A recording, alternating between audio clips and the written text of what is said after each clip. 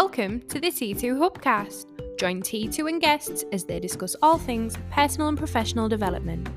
The T2 Hubcast, brought to you by the People Performance People.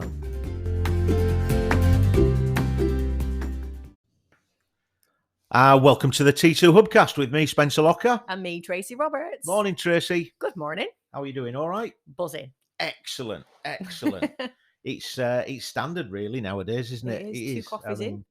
Yeah, it's funny. We were talking about living the dream and doing the jobs and things like that. And we're coming back from the Christmas and New Year break, and there's people going, "Oh, I don't want to go back to work" and all that.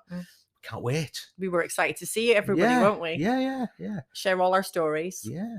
What we can remember anyway. Oh yeah, most of them. Most of them about eating cheese. Yeah. And drinking wine. Eating cheese and drinking I think wine. most of our bodies are 80% cheese. Apart from Martin, because he can't eat cheese. No. But his is wine instead. Do you beat yourself up about that? No, I mean, I'm not as bad as most people because I can't overeat. I'm No, sort of pressing it. It doesn't really sit well with me at all. But no, I don't think I do, because I think if you live 80-20, it doesn't matter, does it? 80-20? Like 80% of the time you're kind of mindful of what you're eating, what Yeah. you're drinking, and all those things, and 20% you just go, screw it, it's Christmas. And that was my 20. Right, yeah. So if I'm sat at home and I'm moving a little bit less and stuff, then obviously I'd probably feel a little bit worse, but I just keep moving and just keep eating. Right. That's my theory. Move, but just eat twice as much.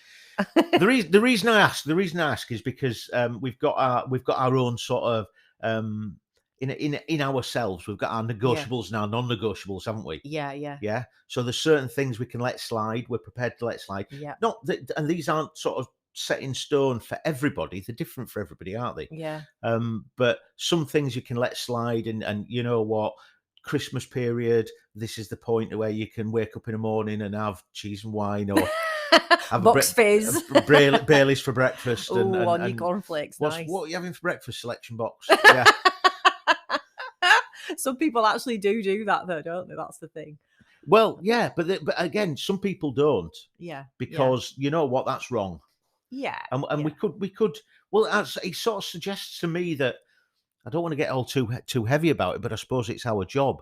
Morals. What are people's morals, and what are people's ethics, and what's the difference? There you go. What's the difference between morals and ethics? It's a really good question, and I'm sure you're going to tell us all. Great idea for a podcast, though. Well, you know what? Let's do that. Let's talk about it. It's like we just came up with it. It. It's awesome. Just off the top of our head collectively. So it's interesting because I had this conversation with a delegate. We were doing a session. We were doing a day one. Okay. So we're doing that human iceberg. Yeah. And we were talking about the print the print things. And we did a print reveal, and then we had a little bit of a Q&A, and we're having a chat. And one of the delegates sort of turned around and went, how does that work with different? How is it that? Because when we're in our best selves, our unconscious motivators are being met in a positive and proactive way. Yeah.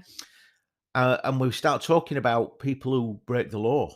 Yeah. So, this was the thing: is I sort of said to her, "Do you really think that there are burglars out there that are ones that actually start burglarizing people's houses in tears because they know that they've got a strong moral compass?" Yeah. I see what you mean. Yeah. Well, actually, there are burglars out there that are ones, but they're perfect, correct, and right, and I'm very much on the right bit of the perfect, correct, and right. Means that they can justify their actions. Yeah. Their moral code. Yeah. I suppose it comes down to ethics and morals, doesn't it? Yeah. So with the ethics are really sort of a set of principles, aren't they? Yeah. So ethics are things that are sort of out there, set of principles, or a theory that sort of decides people's moral values. Yeah. So ethically, things might be right or wrong. I suppose your morals are your own inner beliefs of what's right and wrong, and they may align or may not align with ethics. Absolutely, yeah. So I suppose out of that, we're saying that morals are internal, intrinsic. Yeah.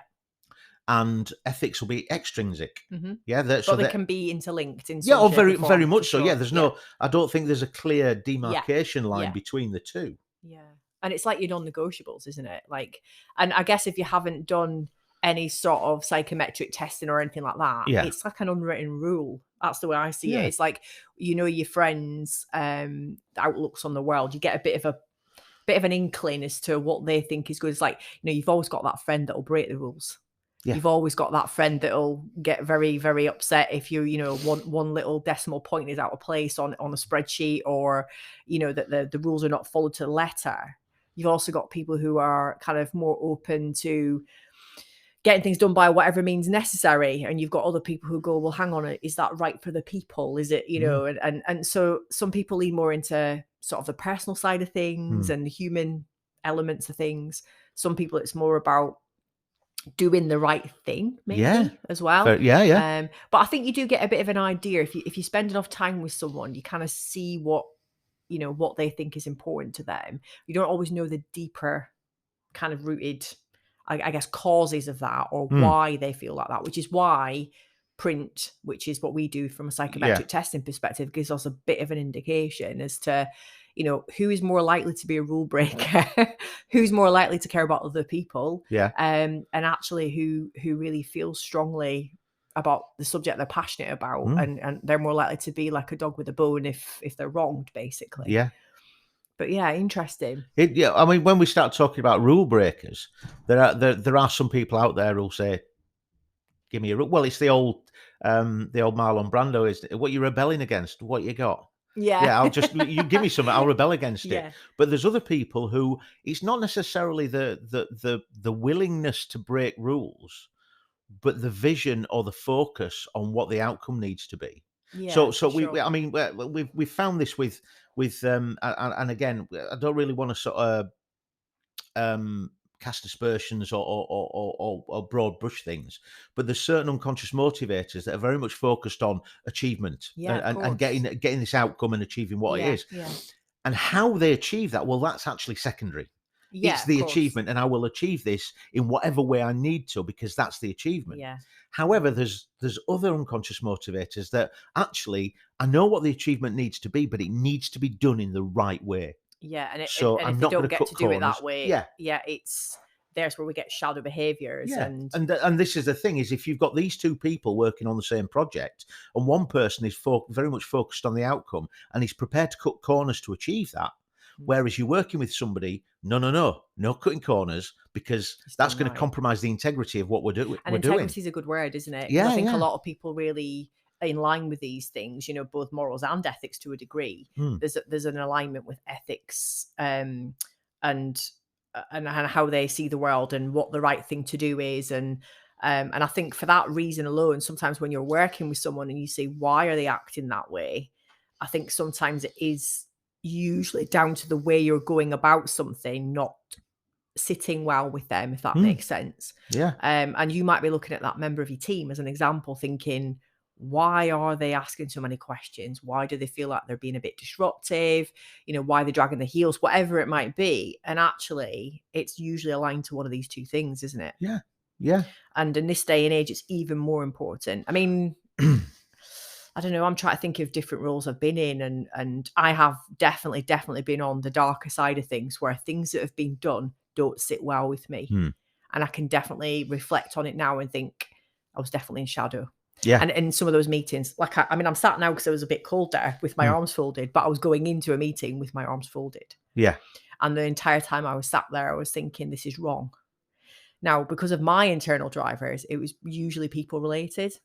So if people are not being treated fairly or looked after, or there's not an element of care or humanistic tendency in there, that's the sort of thing that's going to affect me. And I can honestly tell you that they were definitely not getting the best of me in those instances. And I have been in one job actually where I've left because of that. And I felt that strongly about it, that I couldn't do it the way people were being treated. And I've been in other companies where it's not been direct, it's not been there as in that building or in that like close environment. It's been a bigger picture, like maybe where we've sourced things from. And I mean, I guess if you think about it this way, it's like possibly me and you think of it differently because of the kind of backgrounds we've got. Yeah. Maybe because we've been in the forces. Yeah. And do you think that maybe plays a part for us, actually? Because you do get directly linked within those positions in the forces, don't you? Yeah. To really having strong morals and ethics, I think. Yeah, I think it's again, I don't think it's black and white. No. But I think that it's probably influential because we know we're part of a bigger picture. Yeah. And when I start talking about we're all part of a bigger picture, it's very much a team environment. You're very unless you're in a specialist role or specialist environment, very rarely are you self. It's just you. Yeah. So you get that bigger that vision of I am part of a bigger picture, and therefore you'll probably find that your thoughts are more to do with the team and the people who stood next to you rather than what you've got to do. Yeah. So I mean, I don't know about you, but I've worked. Thinking back to when I was in the forces, I worked with some absolutely brilliant officers. Yeah. And I've worked for some throbbers. Yeah. And the thing is, people might turn around and say, well, that must have been difficult to work for them. And actually, I just shifted my focus. So I wasn't working for the officer. I was working for that NCO because I respected that NCO. And I was prepared to do what I had to do. Yeah. Yes, okay. So the officer, yeah. I mean, this is quite sort of timely, really, because it's New Year's honours. Yeah. So you get to this point usually where New Year's honours list, and this officer would get an OBE or an MBE or a whatever, and you sort of sat there thinking, I did that. I did that. You might have organised it, or you might have had a hand in it, but you've been recognised. It's OBE was always known as other blokes' efforts. Yeah. Yeah.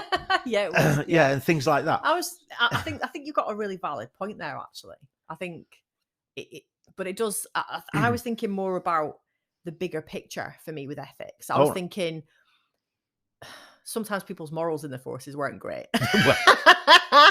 We'll leave that there. We'll just leave that for those of you who are ex-forces, you can have a little chuckle because you know what we're talking about. Just think of like going somewhere in the Middle East or wherever you are on a run ashore and think of the absolute messes you end up in. But I was thinking more along the lines of your ethics will probably be linked to this bigger picture. So thinking about things like, if I was in the Gulf, and I was serving in the Gulf, and we knew why we were doing what we were doing because of the lack of ethics elsewhere, or if you were in a humanitarian situation where the ethics were not great, and you were then going in on behalf of those people or to deal with that disaster. Your ethics is really like, it's what drives you. You feel everybody in that mess deck felt strongly about going in to rescue someone, or, in the middle of the ocean, stopping a ship to bust it for drugs. Yeah. Right.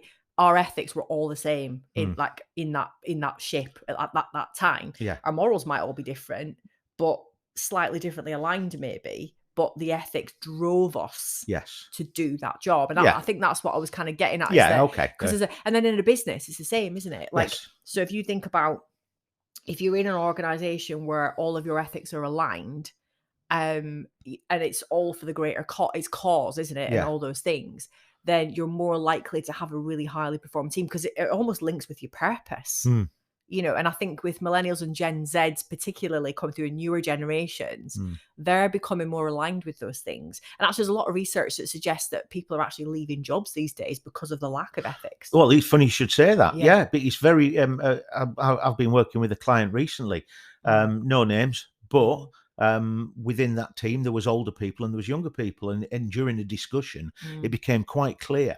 That the younger people, it's very, very important for them that the organisation they work for do the right thing. They are ethically sound. I mean, we talk about ethically sourcing things. So I mean, it's all over ethically sourced coffee and things, because that's very important. Well, it's important to me and you. Yeah, definitely. But actually, for an organisation, it's very important that they're doing the right thing, and I suppose that from an ethical way, from an ethical viewpoint, if you can sit there and you can go, yes, I know to my soul that we are doing the right thing for the right reasons. Whereas there's going to be other people, and this is where we start talking about the potential for mental health issues, emotional health issues. Is the right? You know what? I'm sitting here. I'm taking a massive wage, but something doesn't sit right for me. So there's a compromise there. And again, if that compromise is to the point where it's impacting on your non-negotiables, then how is that going to affect you as a person? But could you not think it can seesaw as well? So, like, I mean, I was reading some research recently about people who work in, like, I don't know, solicitors as an example. Right. And, a lot of them have got their own morals and obviously a high level of ethics. But what they were reported in this particular survey that I was looking at was that a lot of people are leaving that profession now because actually they feel like to get ahead, they have to have bad ethics sometimes. Right. And the research was sort of saying that they sort of feel forced into going against what they believe in because, there's so many cloak and dagger things go on, the billable hours, whatever it might be that needs to get pushed through to hit targets or whatever it might be to get ahead. That they're feeling they're being, because they're going against their morals so much by that being allowed to happen in that environment, that they either choose to leave or, as you said, they stay, take the big wage, but for the rest of their career do not feel good about it, you know, and I can't even imagine doing that long term and thinking about the damage that can do to your soul, really, because everybody deserves to be happy at work, and you've got to look at what's, like you say, your non-negotiables. So, we look back to some simple stuff. So let's think back to, was it Primark years ago? And there was all that stuff about slavery, making, you're buying this product really cheaply, but this is what they do. What did they have to do? They had to flip it on its head and start talking about, right, we're going to be open and honest about what we do and ethically sourcing things and treating people fairly and where they get their products from. And every company seemed to follow suit after that, didn't it? Which was interesting because it did show a bit of a flip-flop, because the younger generation are used to disposable clothing and, just buying a new outfit the following weekend, whatever it might be. So they're happy to take that, but they also want this other side, which is you've got to source it correctly. You've got to do the right thing. I think it's quite interesting that some people's kind of morals and ethics do get challenged sometimes within a situation like that. I mean, I guess another way to look at it would be cost of living crisis.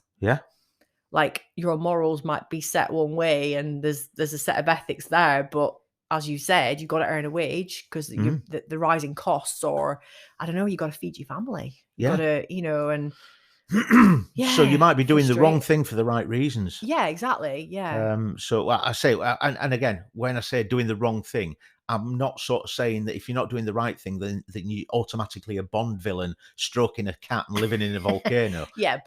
But yeah, it's just that thing that compromises your morals, where it doesn't sit right for you, but you feel you have no choice.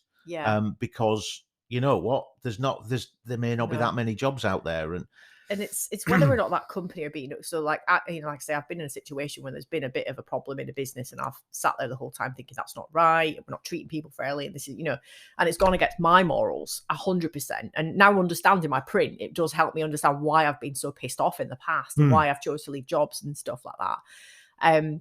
But I think with some companies, I think it's smoke and mirrors. Sometimes there'll be this kind of like, I guess this is what our code of ethics is and this is the way we do things. But actually, when you're in there, it maybe doesn't naturally feel like that sometimes, or there's little pockets of toxicity that are kind of different. And I guess maybe that's where the whole, you can say one thing, but it's what you do that's important. You talk the talk, but don't walk the walk. I've worked with organisations very that have, they've got a really, really robust culture and ethics policy. But you know what, when it comes to the bottom line, that's usually the first thing that gets compromised. Absolutely. And there's no two ways about it. When you talk, you could talk to this organization and they're really proud as punch that they've got the mission, they've got the vision, they've got the goals, and they've got this culture and values thing. But ultimately, it's making a buck for your shareholders. And when Yeah. that's the thing is, where it's nice and robust and it's written on walls. Yeah, Written they've on got walls. written on walls. Written on and walls to me is just a load of bollocks. Yeah. It's got to be a lifeblood, hasn't it? Yeah. And I definitely would be that person who, if I didn't feel good about it, Yeah. or I thought that there was a lie within those ethics, that the line wasn't being towed or whatever it might Yeah. be, because of the way I'm built, Yeah. I would be like, sort it out or I'm off. Yeah. But other people, like you say, if they're kind of more on the reflective side of things, would probably bubble about that and might even take its toll on them over years because they wouldn't be brave enough to speak up. Yeah. Or to call it out or whistleblow or whatever it might be. Yeah. And I can't even imagine what that would be like long term. Well, this is the thing, isn't it? I mean, when you start talking about, I mean, this particular company, well, sorry, not this particular company. Yeah. But when you've got this nice, robust culture and values piece, and then you start talking to the people on the shop floor, on the bottom line, and they're sort of maybe just above minimum wage, but they're not necessarily. Well, what is it that they want to do? Well, they want to earn more money, don't they? Well, to be able to earn more money, you've got to put more work in, or you've got to be seen to be putting more work in. So now you're looking at people on the shop floor who are minimum wage ish, and they're sat there going, "Well, that's a load of bobbins. That's we don't do that and we don't do that." Yeah. But when you start talking to their managers, they've got to toe the party line. Yeah. Absolutely, so they sort of say, "Well, we do that, and we do." Well, what does that look like? But these are people who, let's say, they're contracted to do 40 hours work a year, 40 hours work a week. But actually, they're doing 60, 70. Yeah. And they're doing that because, you know what, I've got to stay with this company because the wages are good. Yeah. But again, this is the morals and ethical sort of. Some people will bend and others won't. Yeah, that's it. You know, some people will walk, and I think you're right. I think with a lot of, especially with newer, I mean, think back to, you know, generations gone by. You got a job for life, or, you know, you were there and you wanted to do your time at least. So, you know, there might be things that are questioning your morals. The ethics might not feel right to you, but you would probably toe the line a little bit. I think as the generations have got more savvy and we've got more aware of what's going on in the world, and, you know, global warming, and, you know, saving the planet, and, you know, all those things that are very visible to us now, like, you know, just the things that you see on telly every single day about, you know, people suffering in the world, the plastic in the ocean, you know, all those things. It comes down to sometimes the basics, doesn't it, in a business? Are we using sustainable equipment? Are we using recycled paper? You know, where do we source these things from? Where are the workers based? Do they get treated fairly? Yeah. It gets bigger and bigger and bigger, and rightly so. Absolutely rightly so in this day and age. But it definitely pushes us to a new level of thought. That's what I think. Yeah. And I think maybe that's where, if you are conscious of what your morals are, like really, I guess, in tune with that, when you look at a business, there's a lot of research that suggests that people actually look at that first these days. They look at, you know, what do you do to make a difference in the world? Yeah. And the reality is, if I feel that you're not doing anything else for the planet other than just run your business, I'm not interested. Well, that's it, isn't it? I mean, You know? there's a number of different things there. There's that awareness, an increased awareness, but that gets split up as well. So it's a self-awareness, but it's awareness of the big picture, as in the global situation, whether it's sustainability, recycling, all that sort of stuff. But it's also an awareness of the organization. So it might have been in the past, the organization might turn around and say, this is us, this is our message to the world, this is what we're going to achieve, and these are our cultures and values. And you go, right, okay, so that's what you're saying. What are other people saying about you? So, well, like when you go into, is it Glassdoor? Yeah. So you start looking at some of the reports that people are saying, and sort of saying, well, that's bobbins, and you know what, we do this and do that, and sweatshop, and it's all about the bottom line and profits and blah blah blah. Smoke and mirrors, and you know, like I say, it's all very well sticking a poster on the wall, but you know, it's like entrapment, isn't it? If you're not honest, like someone comes for a job, and this is why I feel really strongly about like how we interview people these days and how honest we both need to be. You know, it's important for most people that you fit the role, as in it fits your we'll call it genius for the sake of it, what you're really great at, what gives you joy. But it's also important that you understand how you fit into that business and where the bigger picture in the world is. Yeah. And if it's sold to you as, look, this is the poster on the wall, this is what we are, and then you get in there and it's not like that, it's soul destroying. Because some people probably, I imagine now, even some of you listening right now, might be in, like you said, in the perfect job for you in terms of a role. Yeah.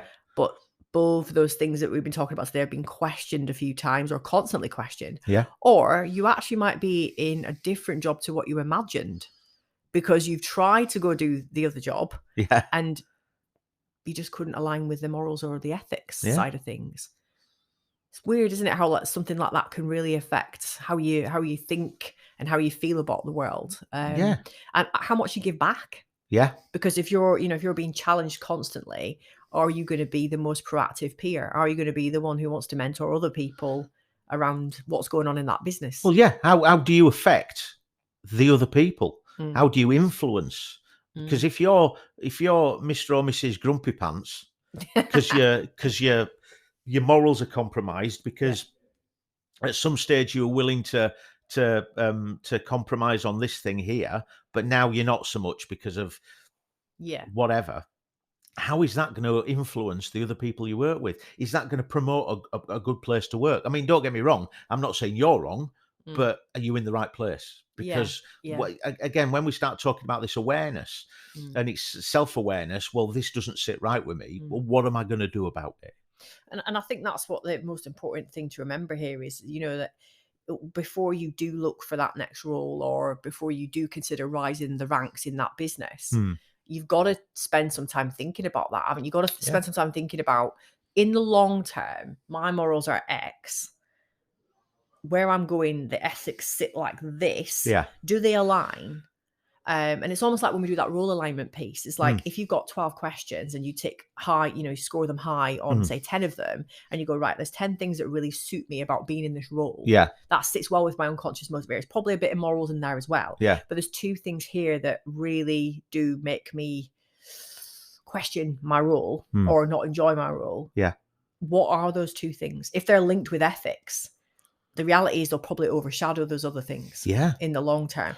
So my advice would be, if you are really someone who's driven by that element of things, before you find your next job, look at things like that first. Yeah. Because it's not, we all talk about culture, and culture is huge. Yeah. But the other part of that is this, isn't it? It's like how you treat your people, what you do, what you give back to the world. Well, as you said, living into your values. Yeah, 100%. So if you're going to go and look for that next role, or you're going to think about staying in that business and rising the ladder, you've got to make sure that is aligned, because long term that can make you pretty crap, like in terms of like your, not just your outputs, just your mental health, but also your outputs. So if you're a leader and you're looking at a member of the team who usually produces great work, the first thing you consider when they're all of a sudden changing is, oh, what's changed, or it should be that, not just they're rubbish now, but what's changed, what's not sitting well. And maybe some of that stuff is the environment and stuff going on, but could there be a little bit of we've seen this, haven't we, in print workshops where, all of a sudden we're having this conversation between leaders or people in the team, and this person then realized what triggers this response from this other human and goes, oh my God, I do that all the time. And I didn't even realize that drives you insane. So I think the 2 are completely linked, aren't they? And I think interpersonal understanding then allows us to understand, is that person perfect, correct, right? Are they risk averse? Yeah. Are they really, big on the environment, whatever it might be? And what's going to be important? Will that overshadow the work they have to do if that isn't right? Yeah. Because I think we need to look at it from both perspectives. From an employer perspective, what can I do to do the right thing, or can I not control that? Yeah. And from an employee's perspective, you have the choice. Yeah. You can stay there or you can move on. I know it's not as simple as that. No. But it's the thing that you can control. It is, controlling the controllable. And if you want to make a bigger difference in the world, then you have to make a better decision. Don't you? Yeah. Interesting. Isn't it amazing how we can talk about this just off the top of our heads? Yeah. Hopefully there's a little bit of pearls of wisdom in there somewhere. Hopefully, yeah. But it's definitely something worth thinking about, isn't it? And I think even if you're just looking at it from your internal organizational perspective, what is it you like about the ethics side of things. Yeah. And what would you change if you could? If you could. Yeah. Excellent. The difference between morals and ethics. Tracy Roberts, thank you very much for half an hour of your time. No worries. Absolute pleasure. Always a pleasure. Always. And we'll see you again on the next T2 Hubcast. So thank you very much. Bye-bye now.